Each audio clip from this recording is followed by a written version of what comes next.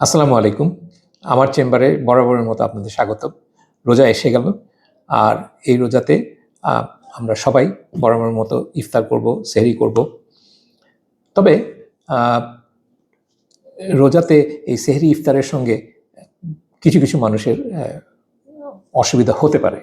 আমি বলছি না হবে, হতে পারে। আর তা ঠেকানোর জন্য যা আপনাদেরকে করতে হবে, সেটাই এখন বলছি।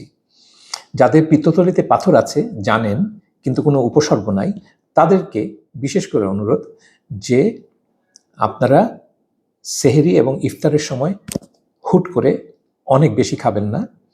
২ নম্বর, তেল জাতীয় খাবার দিয়ে খাওয়া শুরু করবেন না এবং ধীরে ধীরে খাবেন। কারণ আমার অভিজ্ঞতা বলছে যে এই রোজার মাসে সবচেয়ে বেশি যাদের খাওয়ার সঙ্গে সবচেয়ে বেশি অসুবিধাটা তৈরি হয় সেটা হচ্ছে পিত্তথলিতে যাদের পাথর আছে, এবং ম্যাক্সিমামের শুরু হয় সেহরি আর ইফতারের সময়।